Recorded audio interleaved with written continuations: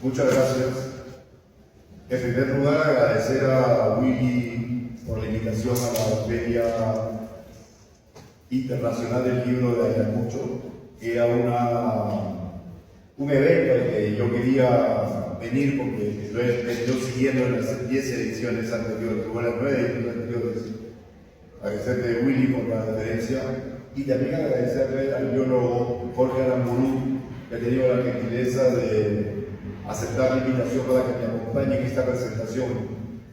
Con Coco tenemos una relación epistolar de hace muchos años y comparto con él el entusiasmo y la fe en nuestro patrimonio natural, ¿no? Vengo a presentar estos 3 libros que el sello editorial Viajeros ha presentado en los últimos meses. Ya lo saben ustedes que están en el mundo editorial, en el mundo de las publicaciones, lo difícil que es en nuestro país que un libro, uno, se produzca, luego se presente y sobre todo logre cautivar a las audiencias a lo que uno quiere dirigirse, ¿no? La crisis editorial es fuerte, los libros a veces terminan siendo productos caros para el gran público, pero aquí estamos, los que estamos, intentando luchar contra la corriente para que el Perú tenga un desarrollo cultural. Me alegra muchísimo compartir espacio con una presentación que hay en el primer piso de mucha gente escuchando, expectando otro libro, ¿no? Entonces quería eso decirlo en un primer momento, ¿no? Agradecerles por estar aquí y compartir la misma ilusión de la importancia para un país de estudiar lo que el país tiene, ¿no? Yo en la mañana me reuní con un grupo grande de chicos de la Facultad de Ciencias Sociales, de la Escuela de Comunicación Social, para hablar de eso. Y lo que veo es el entusiasmo y sobre todo motivación, ¿no?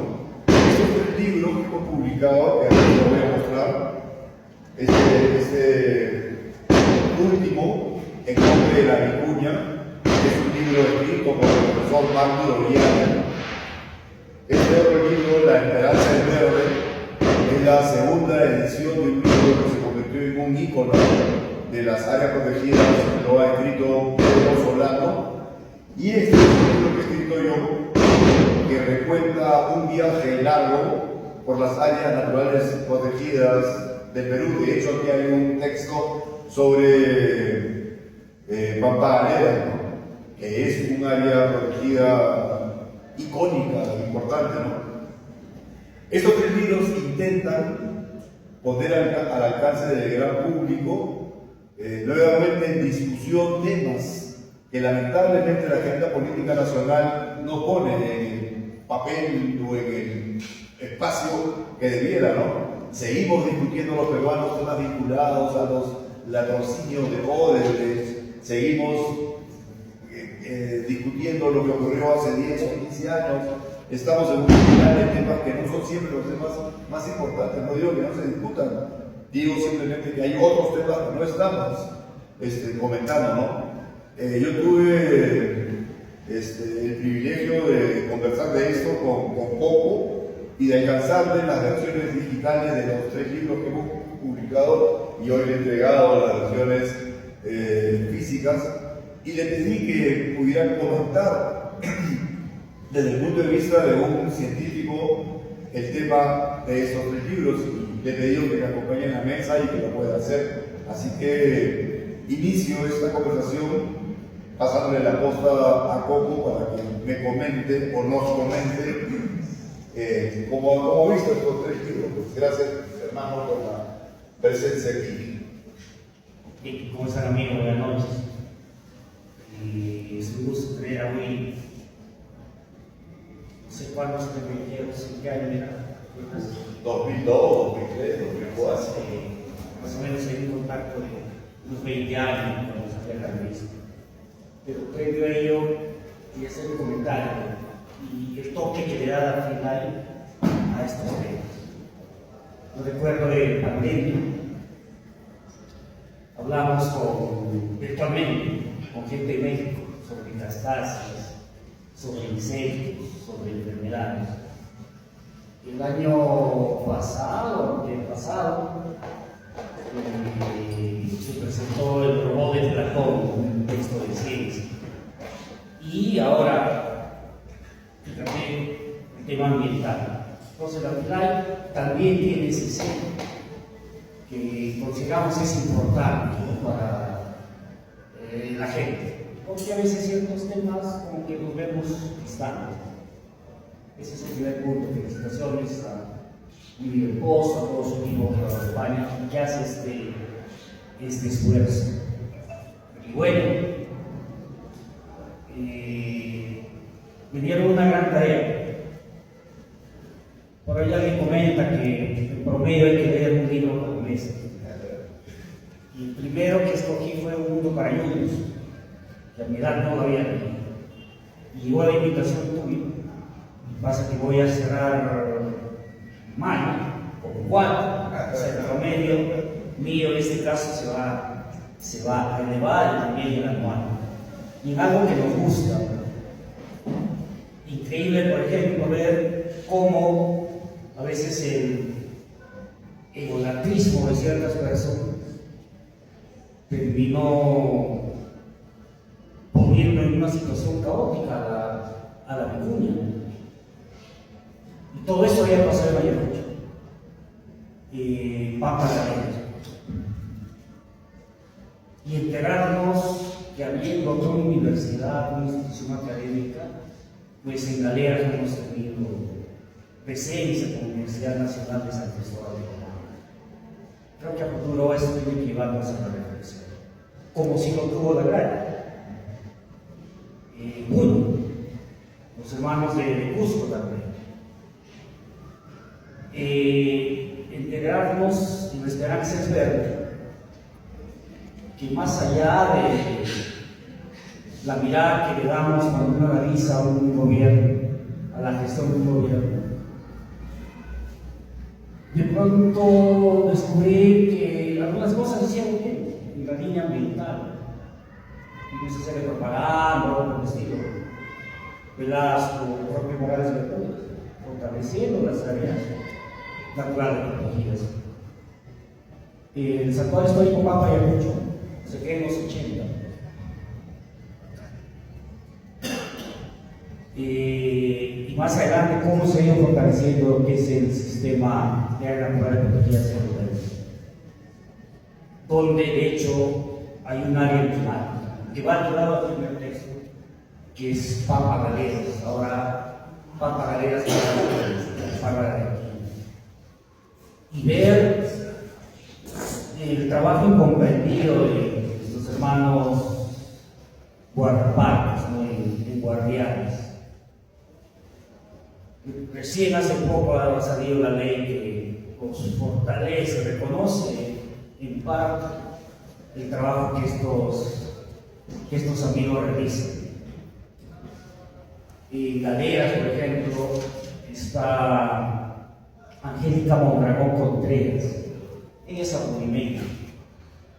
Y Angélica tiene una niña que está siguiendo primaria, y de tanto vivir con la mamá en campo, esta niñita, lo dice ahí, va a seguir biología, por ejemplo. Ya se ha ganado a alguien, y de hecho en su momento hace una ganadora, por toda esa experiencia que tiene con la mamá. O lo que hace Hernán Sosaya Ochoa, que él sí es ayacuchano, es de lugar. Un trabajo emblemático. Paracas. Efraín Cáceres Cordero, Guamanguín. Víctor Quispe Guamanguín. Tú has estado con ella, entrevistado, todo eso. Círculo Villagómez Garibaldi, Cristiano. Y yo hice las prácticas preprofesionales en Paracas. Estuve 4 meses. Los 3 primeros, verano, como se dice, y el 4.º mes, porque nosotros hacíamos 4 meses de práctica en nuestra carrera, lo hice en agosto. Y ahí conocí a Sergio, un ícono, no solo en Paracas, sino también en el Perú. Y hoy es viernes, y qué hacía hacer los viernes? Él salía a pescar y se iba a las peñas. Y temprano venía con chicas. Era un lujo desayunar chica y él no quería que nosotros preparemos, menos yo que de cocina no sabía nada. Un sudado, una fritura de chica. Pero en un entorno donde la gente pescaba con dinamita. Claro. Él no, él lo hacía a anzuelos y venía con el cesto. Y el periodo de prácticas lo hice de enero a marzo, culminado esto. Y como buen puquiano empezó a poner su música, ya cuando nosotros volvíamos a iniciar las clases. Carnaval de Puque, por ejemplo, en Paracas. Y ha habido presencia y escuchar, así como ellos en Paracas. El grupo que fuimos acá de San Cristóbal fue el que inició, por ejemplo, que luego vayan yendo, porque ahora se conoce como voluntarios. Entonces, por ahí dejamos un sello. El año pasado Paracas ha cumplido 50 años de aniversario, pero en un mundo también de idas y venidas. Y así, como por ejemplo, esto es ser guardaparque, en muchos casos ha implicado una tradición familiar, porque está el abuelo y vino el padre y luego el hijo, y seguramente los demás también. Eso es algo que a mí me ha agradado mucho. Como la influencia de la familia, pues también termina en casos como este. Y recuerden que ellos están en áreas naturales. Ahí no puede decir hoy es viernes, mañana sábado, jueves de parques. Ahí el trabajo es permanente y en todos en común. Yo trabajo 22 días y tengo 7 para ir a ver a mi familia, porque la familia también está y también interesa, pero ellos incluso hasta posponen un guardaparque que es un mil oficio, porque tiene que saber absolutamente de todo, y de biología, y de agronomía, y de primeros auxilios, y de tomar datos. Ya no es la libretita, ¿no? Ahora felizmente ya hay ciertas mejoras con esto de la tecnología, pero también es luchar con la gente,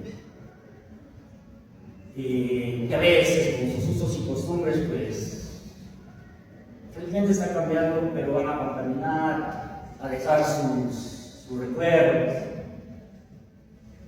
Algunos dejan cáscaras, otros dejan botellas y latas y todo eso, pero también hay que saber de economía, de administración. O sea, la figura del guardaparque realmente no ha sido comprendida, pero creo que guardián es una suerte de primera piedra para fortalecernos y quitarnos el sombrero ante esos amigos que son los pilares de la conservación. Y lo reconocen los diversos especialistas a quienes se les ha tomado datos también. Sin guardaparque realmente, ¿cómo estarían nuestras áreas naturales protegidas? Y recuerden que acá tenemos a San Antonio Histórico Juan Vallemucho, que empezó con un guardaparque, ahora ya tiene 5. Y no sé, tal vez el Guardianes 2, si es que sabe, habría que citarlo. Y me contacté con el jefe del santuario, un pastor que también es biólogo, y le pedí, porque habría que hacerlo también, ¿no? Por lo menos citarlo. Estos 5 amigos son Julio Robles Molazo, Raúl Palomino Pino, Ruth Pérez López, Johnny Miranda Pérez, Jorge Guaranjay Sotacú, que ahorita se debe estar viendo. Este es un primer comentario. Gracias, Coco. Ese es el libro Guardianes, ¿no? En el Perú existen 78 áreas naturales protegidas. Me parece que 37 áreas de conservación regional. y más de 100 áreas de conservación privadas. Todas esas juntas, poco, más o menos, abarcan el 20% del territorio peruano. O sea, un quinto del Perú, a través de sucesivos gobiernos, ha sido puesto bajo protección, primero por el Estado nacional y luego por el Estado regional, por llamarlo de alguna manera, ¿no? Son millones de hectáreas, y esas millones de hectáreas son cuidadas por 900 peruanos. O sea, 900 peruanos cuidan el 20% del Perú. ¿Cuántos policías hay? ¿Cuántos militares hay? ¿Cuánta gente trabaja en el Estado? Miles de miles, ¿no? Pero 1000 o 900 y pico peruanos cuidan las áreas protegidas. Y son peruanos en su mayoría hijos de campesinos, hijos de ganaderos. Algunos no hablan español porque son guardianes machiguentas o jaracuts de Madre de Dios. Hay un jefe de área que es Marcet en Loreto, ¿no? Es decir, son peruanos de acero inoxidable, ¿no? Y también peruanas. Entonces, en un país como el nuestro, enfrentado, donde hay pugnas entre el centro y la periferia, un país evidentemente racista, un país centralista, que hayan 900 personas que trabajan cuidando el patrimonio del 20% del Perú, haciéndolo bien, viviendo en condiciones a veces muy ásperas, como ha aclarado Coco, en puestos de vigilancia y control, es una maravilla. A mí como periodista me toca festejar la suerte que tengo de conocer las áreas protegidas que he visitado, ¿no? En este primer esfuerzo, Guardianes 1, hemos visitado 25. Ahora en Guardianes 2, que estamos realizando, he estado en Titicaca hace unos días, voy a estar en Megantoni en la semana próxima, vamos a visitar 25 más, y vamos a visitar la 78. Y vamos a ver acá, como dices tú, en Ayacucho también. De hecho, en el primer tomo estuvimos en Pampa Galera, ¿no? Que es histórica. Ustedes, los ayacuchanos, tienen el honor, el mérito de haber cedido una porción del territorio para que se forme la primera promoción de guardaparques en Perú. 1965.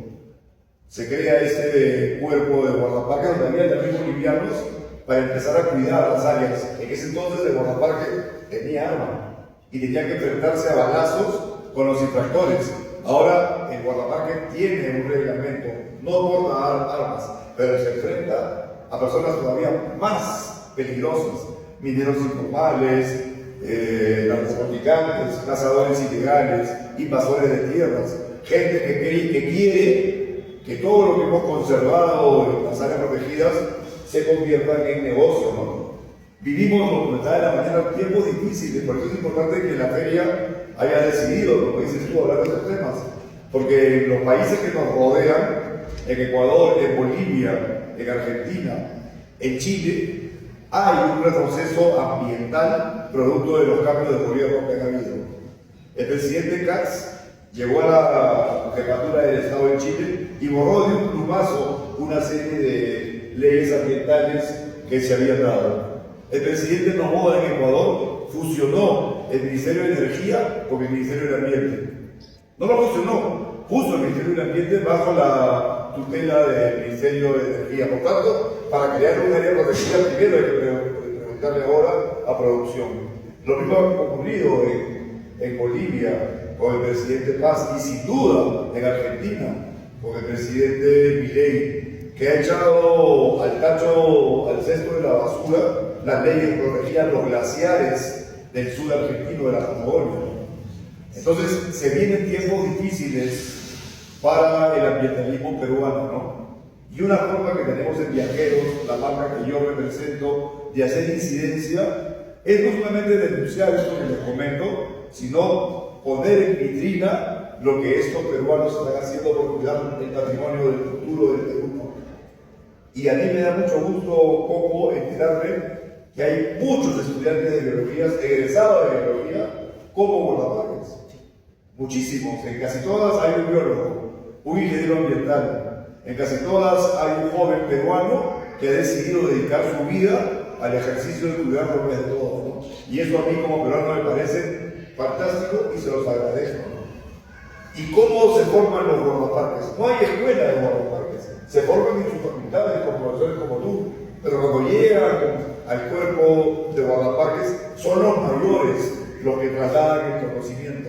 Es decir, el conocimiento guardaparque está, como en la antigüedad, en el discurso oral. Por eso que este libro es tal vez la primera pieza que existe que trata de poner en papel el registro de esta hazaña de los guardaparques, ¿no? Tan importante ha sido, como te cuento, que la Federación Internacional de Guardaparques nos llamó para felicitarnos porque no hay un libro así en ningún país del mundo. Los parques nacionales llaman la atención por la presencia de un mamífero, ¿no? Cuando hablamos del manu, pensamos en los lobos del río; cuando hablamos de Tambopata, pensamos en sus guacamayos; cuando hablamos de papas galeras, obviamente de la vicuña, pero nunca hablábamos de los hombres que cuidan a la vicuña, al guacamayo y a la biodiversidad del Perú. Entonces, este esfuerzo que yo he liderado con mi equipo es un esfuerzo para poner en valor el patrimonio natural y cultural que cuidan los guardaparques, ¿no? El libro ha sido traducido al inglés por la Federación Internacional de Guardaparques, así que guardaparques de Zaire, de Nicaragua, de Costa Rica, de diferentes partes del mundo están conociendo la labor que aquí se realiza, ¿no? Entonces, el Perú es ejemplar en eso. El Perú tiene una legislación ambiental muy sólida, pero es papel. También es el trabajo de hombres y mujeres, pero el papel puede ser borrada de un plumazo, ¿no? Entonces tenemos que defender esto que hemos construido. Tenemos que defender esto que diferentes gobiernos, porque no ha habido gobierno del Perú que no haya creado un área protegida, ¿no? Y de esto habla, paso al segundo libro poco, Marc Duroyani, en este libro fundamental que imagino a ustedes les interesa más que cualquier otro libro, porque es un libro sobre la vicuña y la cuchara, sobre la vicuña de papas galeras. Marc Duroyani es un hombre de 86 años. Y cuando era un joven, en los años 60, fue encargado por el gobierno para trabajar en papas galeras, porque la población de Vicuña había empezado a decaer y el Estado creó por conveniente establecer un área para protegerla, ¿no? Y comenzó la población a mejorar. Papas galeras se convirtió en un semillero de vicuñas. Entonces el gobierno peruano decidió que la cooperación técnica alemana nos ayudara a ver cómo manejábamos científicamente este tema, ¿no? Y llegaron los científicos peruanos, vinieron nombres, Marc Duroyani, Antonio Blanque, no sé si recuerdo recordado, ministro del Ambiente, Carlos del Prado, el profesor Manuel Ríos, ingeniero forestal de la Universidad Agraria del Perú, que arriba a la conclusión que la vicuña podía convertirse en dinero para las comunidades, que se comercializaba el vellón, su lana, que es finísima, y en los mercados internacionales adquiere un precio muy alto. Pero también, cosa novedosa para su tiempo, la carne de la vicuña podía ser utilizada para alimentar a la población de esas circunscripciones, ¿no? Es decir, la vicuña podía convertirse en alimento y también en producto comercializable. Y propusieron eso. Pero como siempre ocurre, esa propuesta juvenil, científicamente corroborada, fue puesta en tela de juicio. Porque en esas épocas el parquismo, los biólogos tenían una concepción diferente, sobre todo los ingenieros, ¿no? Que dijeron, ¿cómo es posible que el animal sagrado sea sacrificado para darle de comer a los campesinos de Perú? No, que sea intocable. Y desde entonces la vicuña es un animal que nos sirve, sí, ciertamente, pero que no nos sirve en toda su potencialidad. Y aquí una llamada de atención a la cuchara. Como dice Coco, la universidad no se ha metido en este tema. Hoy el departamento que tiene más vicuñas es Arequipa. Ya no es Ayacucho, es Arequipa. Papas Galeras dejó de ser el laboratorio vivo de las vicuñas del Perú para cederle el paso a Aguada Blanca y Salinas en Arequipa. Y cuando yo hablo con los campesinos en Yucanas, sienten un poco de mortificación porque durante 40 años ha habido una trabazón, un impasse. No ha producido riqueza, ¿no? Antonio Black, Marco Loriani, a los 86 años nos dice, hay que revisar esto. Hay que revisar. Tenemos 200.000, o 250.000 vicuñas, o 300.000 según el censo último, pero podríamos tener 3 millones de vicuñas. ¿Podría la vicuña peruana paliar los problemas alimenticios que sufren poblaciones andinas? ¿Podría ser el nutrimento que combate la anemia infantil en las aldeas del Perú? ¿Podría ser el recurso que le da dinero a las poblaciones y sobre todo a las comunidades campesinas? De nada le sirve a las comunidades campesinas, dice Marco Loriani, ser dueño de las vicuñas si es que la legislación impide su comercialización. Y el Perú, paradoja que los biólogos conocen muy bien, gana más vendiendo al mundo huevos de talicaya, el quelonio amazónico, que vicuña. Paradoja, ¿no? Chile vende más madera que el Perú, ¿no es cierto? Somos, como decía Raimondi, o como dicen que decía Raimondi, seguimos siendo un mendigo sentado en un banco de oro, que muchos creen que solamente es mineral, pero es biodiversidad. El mundo del futuro va a vivir de la biodiversidad. Tenemos un activo importantísimo que estamos desperdiciando porque nos hemos organizado mal, ¿no? Entonces, Marco Loriani, 86 años a cuestas, dice, discutamos de nuevo esto, pongámonos en discusión. No digo que tengo yo la razón, simplemente doy mi razón para que otros se metan en la discusión, ¿no? En Lima hemos presentado el libro, queremos estado acá en otro momento en Ayacucho. Ojalá que la Universidad San Cristóbal de Huamanga reciba el reto, ¿no? Y que se discuta aquí y que venga Marco Loriani a conversar sobre este tema, porque en Lima asistió a la presentación del ex-diputado Copa, está acá mencionado, ¿no? Y él dijo, sí, Marco Loriani hace 40 años nos dijo lo que debíamos hacer, nos hemos equivocado, ¿no? Es un libro que voy a enviarlo pronto a Ayacucho para que ustedes lo tengan. También está en versión digital, me pueden escribir y se lo puedo enviar para que lo tengan, pero tienen que discutirlo, tenemos que discutir, tenemos que hacer ciencia a partir de la discusión alturada, que no significa pleito, significa simplemente diálogo de ideas, ¿no? A mí me ha dado mucha alegría editar este libro del que yo no soy el autor, es el sello nuestro el que lo ha puesto en circulación, y ver cómo un peruano de 86 años sigue haciendo ciencia, sigue cuestionando ideas preconcebidas y sigue proponiendo soluciones, ¿no? Podríamos tener, lo jura y rejura Marc, 2 millones de vicuñas. Se han producido tantas paradojas, por ejemplo esta. La vicuña es un camello sudamericano propio de Perú, Bolivia, Chile, Argentina. No había en Ecuador, pero se mandaron tropillas a Ecuador que se han reproducido. Pronto Ecuador va a exportar seguramente vellones de vicuña porque allá sus leyes son más flexibles, ¿no? Entonces es el perro de los pelanos real, ¿no? Cerramos la posibilidad de dialogar porque alguien en algún momento impidió que esto se diera de manera apropiada. Y ese alguien fue un famoso conservacionista de la vieja guardia que se llamó Felipe Benavides, el creador del Parque de las Leyendas. En su honor tiene haber creado un zoológico. Era un conservacionista que en sus momentos de ocio se dedicaba a la caza. Y él fue quien dijo no, que la vicuña siga siendo el animalito del escudo patrio, ¿no? Y hoy sabemos que los recursos existen para ser utilizados racionalmente, ¿no? Nadie dice que matemos a todas las vicuñas, ni que acabemos con la quina o con el oro del país. Se está diciendo que se use racionalmente, bajo reglamentaciones y fiscalizaciones apropiadas, ¿no?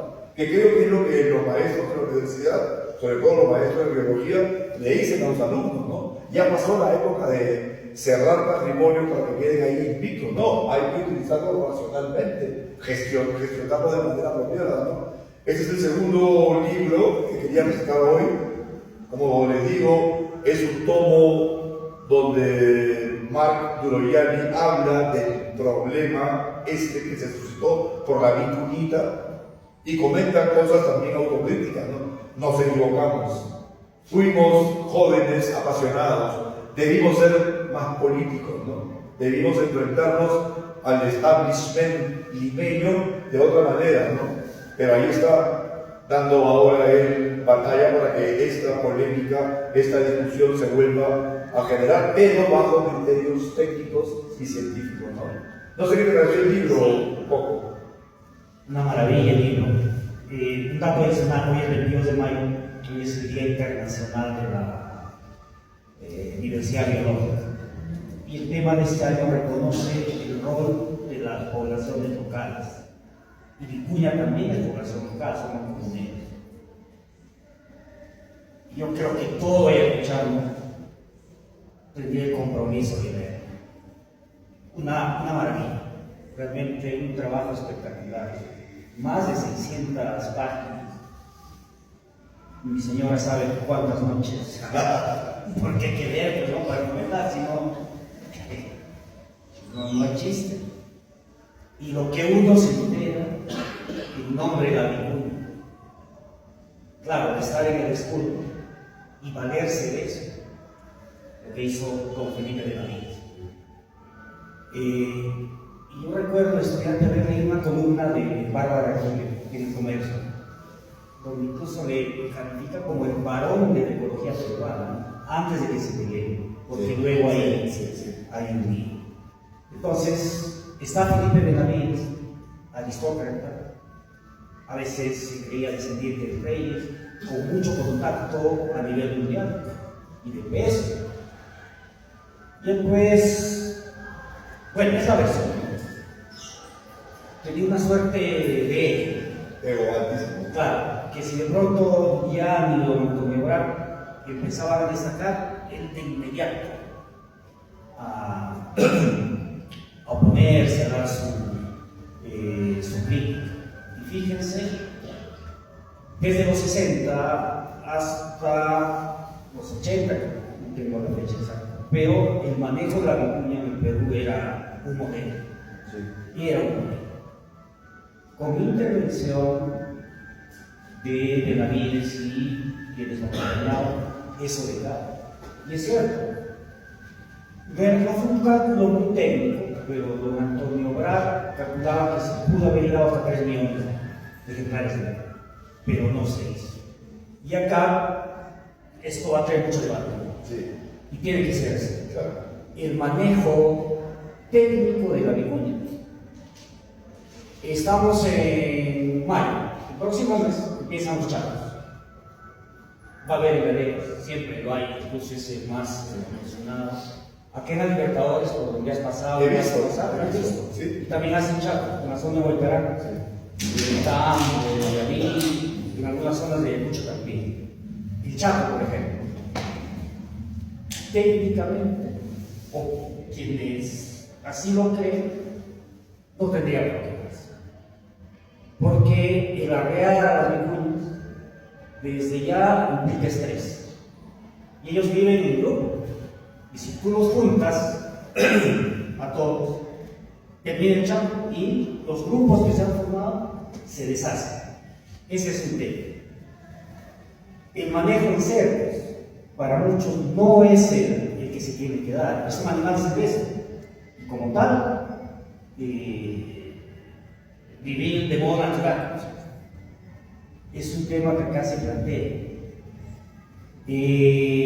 La saca o el beneficio, para muchos tiene que hacerse y ese sería el trabajo más concreto. Repito, nosotros no somos especialistas en vicuña, pero se plantean cosas como esta. Y lo narran, ¿no? Se llegó a vender carne de vicuña en Lima, en algún supermercado, ¿sí? Datos como estos. Lo de Ecuador, es para caerse como condorito. Sí. Varias veces. No es lo paradójico que dice, que no tenía nada, tal vez por ciertos intereses, se llevó Vicuña a Ecuador. Y es probable que nos lleguen a superar. Galeras, el área emblemática, que luego va a ser una suerte de modelo para los aeropuertos, con Salinas y la Guarda. Porque de Galeras se llevan las vicuñas ahí a otros sitios también. Y bueno, tú has hablado en la mañana con los muchachos de comunicación, me parece bien. El rol de la prensa, increíble, se lo comentaba a mi hijo, ¿no? A mí se me cayeron muchas revistas que en casa de ella, ahora esporádicamente, pero tal vez por respeto no las menciono, y para animarlos a leer, pero revistas de peso, que se prestaron al juego, al poder de Felipe, y también los diarios. Pero había de todo. Tampoco lo siento. Pero había otros que, por ejemplo, neutrales, otros que tomaron posición, y otros que sí iban de la línea con Brad y con Julián, científicos de nivel, pero a quienes les dieron duro y duro. Realmente ver también el accionar, esa suerte de celos, quién más y quién no, por qué, increíble. Y esto trasciende las fronteras urbanas. En todo el mundo, bueno, nosotros éramos chicos, ¿no? En los 80 esto fue un debate mundial, el manejo de la vivienda. Y también las maravillas que hicieron. Para contrastar, por ejemplo, el número de vicuñas en Galeras, se intenta hacer un censo. ¿Sabe de cuánto tiempo lo hicieron? En 3 días. ¿Quién hizo el censo? O era parte del censo, era Felipe Benavides. Y contratan una avioneta que no era la adecuada para hacer ese tipo de trabajos. Y el piloto que tampoco tenía experiencia, porque esto es nuevo, pues en Perú, o era nuevo. Y se ponen a contar y a contar. Y dice acá, ¿no? Julián en su defensa. Porque repito, le dieron duro. Es muy diplomático, muy caballero. Y dice las cosas pausadamente. Y él dice que Felipe Benavides ni siquiera había empezado a ver eso. ¿Cómo vas a contar vicuñas y el pedo bueno? O sea, algo de Ripley, cosas como esas, que repito, nos hemos enterado y ustedes tendrían que enterarse en nombre de la vicuña. Y acá te pregunto, el título es de Marco. Sí. Él lo pone, sí. Correcto. Sí. Claro. Marco pone el título, el nombre de la vicuña, porque finalmente quien se perjudicó de los seres humanos fue la vicuña. Claro. ¿No? Ella, el animalito símbolo, fue quien se ha perjudicado, ¿no? La especie, ¿no? Fuimos un país ejemplar en el mundo en manejo de poblaciones silvestres. O sea, Perú estuvo a la vanguardia y lo había estado. Yo alguna vez leyendo un texto de Pablo Macera. Pablo Macera estudia el tema del guano en el Perú, siglo XIX, comienzo del siglo XX. El guano había sido un recurso que nos dio una prosperidad falaz. ¿Quién llega a la conclusión de que la compañía administradora del guano trajo científicos al Perú para entender por qué la población de aves guaneras estaban decayendo, ¿no? Y crearon acciones que nunca antes se habían hecho en el mundo. Por ejemplo, la compañía administradora del guano que trajo unos investigadores extranjeros ponía estos brazaletes de identificación que nadie ha hecho en el mundo, ¿no? Es decir, el Perú ha sido, en temas de manejo de poblaciones silvestres, líder, ¿no? Hemos perdido ese protagonismo, hay que recuperarlo, ¿no? El otro libro que hemos publicado, Coco y amigos, es La esperanza es verde, ¿no? Que es un recuento de toda la legislación en el Perú que ha posibilitado el surgimiento de las 78 áreas naturales protegidas. Lo ha escrito el abogado ambientalista Pedro Solano. Y él lo que nos dice es un poco lo que hemos tratado Coco y yo de comentar hoy día, ¿no? La legislación peruana ha sido muy buena en el tiempo y los gobiernos de izquierda, de derecha, democráticos o de facto, Fujimori, Soberaúndes, todos han puesto los cimientos para este edificio que tenemos que defender. O sea, el Perú ha tenido una relación muy consecuente en cuanto a políticas públicas se refiere en el tema ambiental. Es decir, no hemos sido capaces de armar una legislación coherente en el tema educativo, en el tema deportivo, pero en el tema ambiental sí han habido políticas públicas. Tenemos hoy un CERNAM, un Servicio Nacional de Áreas Protegidas, que está ahí dando la talla, ¿no? También el CERFOR empieza a mejorar, ¿no? O sea, sí hemos hecho bien la tarea, ¿no? Y en este libro se hace un recuento muy simpático de cada una de las áreas que se crearon, por qué se crearon, quiénes la crearon y sobre todo para qué fueron creadas, ¿no? Y todas, lo dicen los científicos, se han hecho para el beneficio del hombre. No solamente para el beneficio visual, sino se han hecho para guardar un patrimonio de las generaciones futuras. Y algunas son de uso directo, otras de uso indirecto. En algunas se puede hacer negocio con turismo, hasta por forestería, ¿no? Hemos evolucionado, le hemos dado la vuelta al problema y ahora hay un país atento, ¿no? Pero muy amenazado. Porque las áreas, las energías, también hay oro, también hay minerales, también hay madera, también hay recursos que los que piensan solamente en la avaricia quieren sacar, ¿no? Y ya hay proyectos de ley en Paracas, por ejemplo, para que se permita la pesca industrial. Hay proyectos de ley en Madre de Dios para que se recorte el área de Pacaya Samiria, ¿no? Hay proyectos en Loreto para que se construyan carreteras que van a pasar por el corazón del área de conservación regional, ¿no? O sea, hay amenazas, ¿no? Y lo que nos toca es defender lo que hemos hecho bien, ¿no? Es defender aquello que Perú ha trabajado de manera consecuente, ¿no? Y creo que el papel de la universidad, como es catedrático de la Universidad Nacional San Cristóbal de Huamaca, es ese, ¿no? Llamar la atención sobre lo que hemos hecho bien para seguir cuidando estos bienes comunes. Eso es lo que a mí me interesa recalcar. Son bienes de todos, de los ayacuchanos y de los peruanos, son bienes del futuro, ¿no? Y tenemos que cuidarlos, porque el mundo que nos dibujan las proyecciones frente al tema del calentamiento planetario es un mundo difícil, ¿no? Que nos va a encontrar bien parados si tenemos este patrimonio, ¿no? Bien cuidado, bien resguardado y útil como moneda de cambio, ¿no?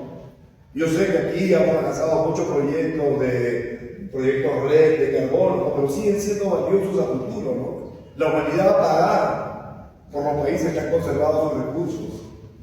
No somos un país que tiene un desarrollo técnico-científico comparable con los países avanzados en materia técnico-científica. Somos un país que tiene un inmenso patrimonio, que aún lo tiene, que aún frente a la calamidad del avance de la minería ilegal en Madre de Dios y en otras cuencas, sigue teniendo selvas muy grandes, ¿no?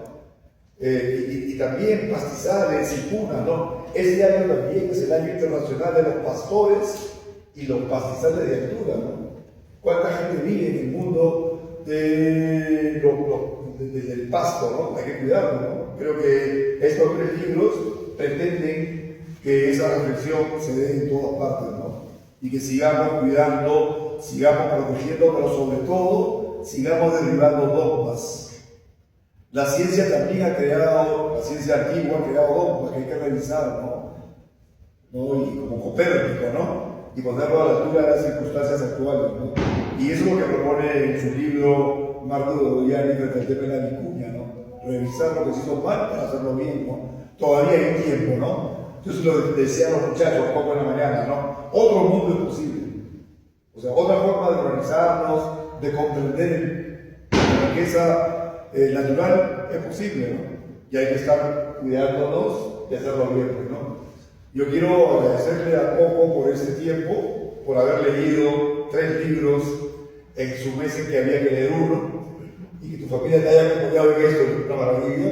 Y a ustedes por estar acá esta noche con nosotros conversando de esto que nos apasiona, ¿no? Y sobre todo a los organizadores de la feria por haber incluido en la agenda un tema netamente ambiental. Ojalá que en la 11ª o 11ª, para decirlo bien, edición de la feria haya más títulos ambientales, ¿no? Y sigamos protegiendo, cuidando nuestro patrimonio. Fíjense qué coincidencia. Aquí un grupo de ayacuchanos y yo estamos hablando del patrimonio natural y abajo un grupo grande de ayacuchanos están hablando del patrimonio cultural. Eso es lo que nos define como nación. Estos somos un país patrimonial. Hay que cuidarlo, hay que trabajarlo y ponerlo en valor. De nada nos sirve tener vicuñas muy lindas si no tienen un valor para el turismo, para la autoestima, para la carne, para la venta, lo que sea. Pero hay que darle valor. Si no son animalitos, ¿no? Lindos y todo, pero tienen un valor intrínseco, que hay que hacerle un valor para que las comunidades vivan mejor, ¿no? Para que los niños ayacuchanos puedan derrotar la anemia y sean orgullosos, cuidantes, cuidadores, guardianes de las vicuñas y otros camélidos sudamericanos, ¿no? Hemos hablado de la vicuña, las he visto ahora cuando veníamos la vida de los libertadores, pero hay llamas, hay vicuñas. Hay guanacos, seguimos prefiriendo la carne de vaca cuando la carne de alpaca es riquísima y podría la alpaca darnos más alimentación, ¿no?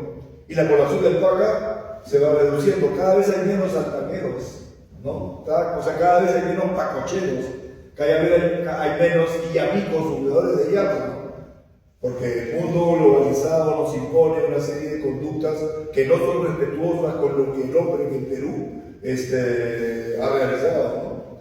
En las cuevas de Pacaicasa hay restos de camélidos, ¿no? Según Magnich, 22.000 años atrás, pero ya la ciencia dice 12.000, ¿no? O sea, hace 12.000 años los hombres nos vinculamos con la vicuña. Hace 12.000 años que los hombres utilizan nuestro patrimonio, ¿no? Tenemos que seguir haciéndolo, nuestros hijos tienen que seguir gozando de ese privilegio, ¿no? Y gozándolo, como decía yo en la mañana, desde el orgullo, ¿no? De un país antiguo, un país rico y un país posible, ¿no? Un país que tiene un futuro por delante, que estamos construyéndolo de a poquitos con errores, pero que va a ser un futuro magnífico, ¿no? Así que agradecerles, si tienen alguna pregunta, estamos aquí para responderlas. Brevemente nada más. Olvidé decirlo, acá en el nombre de la vicuña, otro actor importante fue el diputado Tincopa, ahí escuchado, ¿sí? De Izquierda Unida, por los 80. Y también, para quienes lo hemos conocido, lo emocionante que fue leer Enrique Muya. Está citado como uno de los especialistas en este tema. Espectacular, ella sabe, pero ha sido una figura bonito, y lo van a encontrar con nombre propio. Y él siempre decía, en la universidad, él quiero ser retórica. Y ya después, con ese mensaje, universidad. Yo te voy a tomar la palabra, vamos a tratar de hacer algún contacto, que acá esté don Mar Julián. ¿Qué va a hacer? Por los chicos. No solo los biólogos, los de agronomía, los forestales, los de sociedad, todos en sí, porque este es un tema que hay que manejar. Y lo otro, la esperanza es verde. Claro, está el tema de las áreas naturales, pero hay rock, hay fútbol. Me lo ha recordado ese triunfo universitario sobre Alianza, por ejemplo. Bueno, paciente, y te va contando, ¿no? Aparte del tema central de esos asuntos. Interesante y a su estilo. Y cuando tú promocionabas esto, yo pensé que era la revisión de la del 2000, y es otro, porque esto titula La Esperanza Verde 2025. Data actualizada sobre no solo las áreas naturales nacionales, también las regionales y también las privadas. Van a encontrar galeras, van a encontrar Pampayacucho como santuario histórico nacional, van a encontrar Titancayo, van a encontrar Totorabamba, la primera área privada en Ayacucho. Entonces, bien detallado y cómo esto ha ido avanzando desde los 60. La primera área que se crea es Tutebe, ¿no es cierto? Sí. No. La segunda no recuerdo, la tercera es Galeras. La segunda es Ticomarí. Ticomarí. Y la tercera es Galeras. Sí. Donde se va a dar todo el trabajo. Miren, el primer guardaparque que llega al Perú era de Estados Unidos, un joven biólogo. Y a partir de ahí empieza a darse todo esto, ¿no? Y hay un mensaje bonito. Perú, país agrario. Perú, país petrolero. Perú, país pesquero. Perú, país minero. Y se pregunta el autor Pedro Solano, ¿y por qué Perú, país megadiverso? ¿Qué es el título que deberíamos de asumirlo, pero también promocionarlo? Todo esto es megadiversidad. Ya por teoría lo sabemos, ¿no? Estamos entre los 10 países, megadiverso de todo, pero solo ahí. Entonces, nos parece que ese tendría que ser el siguiente paso a dar. Pero también implica conversar, dialogar. Porque el ser diversos tiene cosas positivas, pero también negativas. Pero hay asuntos que se pueden vivir. Si acá dice el nombre de la Biblia, a futuro tendría que ser el nombre de la megadiversidad para seguir trabajando. Contento de esta jornada. Te decía, ¿no? Cuando coordinábamos, está cayendo 22 de mayo, que es Día de la Biodiversidad. Coincidencia, no sé, pero conversar en una fecha especial, ¿sí? Una feliz coincidencia. Agradecerte también a ti por la referencia. Tienes seguidores en Ayacucho, yo creo que van a ser más, porque el trabajo que haces, y no solo tú, todo tu equipo, es realmente importante. Muy bien. Gracias, amigo. Gracias.